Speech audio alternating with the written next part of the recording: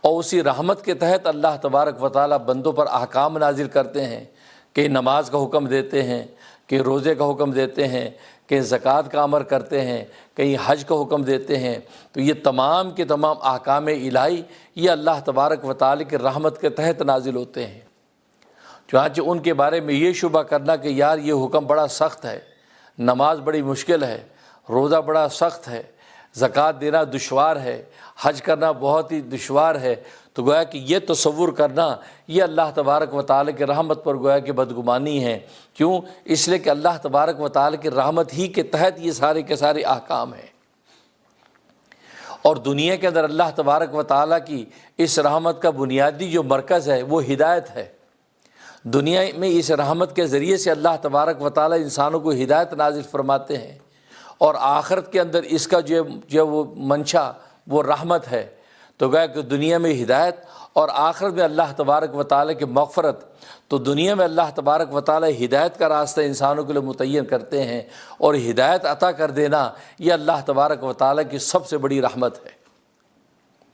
اس لیے قرآن کریم کی پہلی سورت میں ہی اللہ تبارک و تعالیٰ نے ہدایت کی دعا ارشاد فرمائی، اہدنا الصراط المستقیم، اے اللہ میں صراط مستقیم کی ہدایت عطا فرما۔ اور قرآن کریم کی یہ پہلی سورت، جیسے کہ حدیث میں فرمایا کہ پورے کے پورے قرآن کریم کا خلاصہ نچوڑ ہے۔ اس لیے حدیث میں آتا ہے کہ پورے کے پورے قرآن کریم کا خلاصہ نچوڑ سورہ بقرہ ہے، اور سورہ بقرہ کا نچوڑ و خلاصہ سورہ فاتحہ ہے، اور سورہ فاتحہ کا نچوڑ و خلاصہ یہ دعا ہے ہدایت کی، اہدنا الصراط المستقیم۔ تو جب یہ ہدایت کی دعا یہ سورہ فاتحہ کا نچوڑ و خلاصہ ہے، تو گویا کہ پورے کے پورے قرآن کا نچوڑ و خلاصہ ہدایت نکلی۔ اور قرآن کریم یہ وہ کتاب ہے کہ جس میں اللہ تبارک و تعالیٰ نے پہلی تمام آسمانی کتابوں کے علوم و معارف بند کر دیے ہیں۔ اس نے خود ارشاد فرمایا کہ رسول من اللہ یتلو صحفا مطہرۃ، کہ یہ رسول جو اللہ کی طرف سے آیا ہے یہ تمہیں یہ پاکیزہ ورق تلاوت کر کے سناتا ہے، یعنی قرآن کریم کی تلاوت کر کے سناتا ہے۔ اور قرآن کریم کی شان کیا ہے؟ فیہا کتب قیمہ، اس میں پہلی تمام آسمانی کتابیں بند ہیں۔ اس میں تورات کے علوم بھی ہیں، اس میں انجیل کے علوم بھی ہیں، اس میں زبور کے علوم بھی ہیں، اس میں صحائف شیش بھی ہیں، صحائف ابراہیمیہ بھی ہیں، سارے کے سارے علوم و معارف اس قرآن کریم کے اندر بند ہیں، اور سارے کے سارے قرآن کریم کا خلاصہ ہدایت نکلی۔ تو معلوم ہے کہ پوری کائنات کے اندر سب سے بڑی نعمت جو دنیا کے اندر اللہ تبارک و تعالیٰ اتارتے وہ ہدایت ہے۔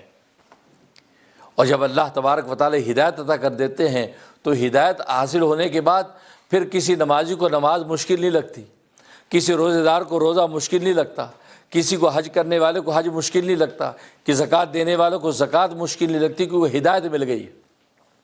حالانکہ بظاہر سوال ہوتا ہے کہ یار اتنی بڑی دعا کوئی دینی چاہیے تھی، اتنے بڑے خلاصے کے لیے جنت مانگتے، اللہ کے رضا مانگتے، کچھ اور مانگتے، لیکن ہدایت مانگی۔ لیکن جواب یہ کہ ہدایت اصل میں ایسی چیز ہے، ہدایت اگر مل گئی تو جنت آپ کے قدموں میں ہے، ہدایت مل گئی تو آپ کو دنیا کی راحت آپ کے قدموں میں ہے، دنیا کے ساز سامان کی راحت آپ کے قدموں میں ہے۔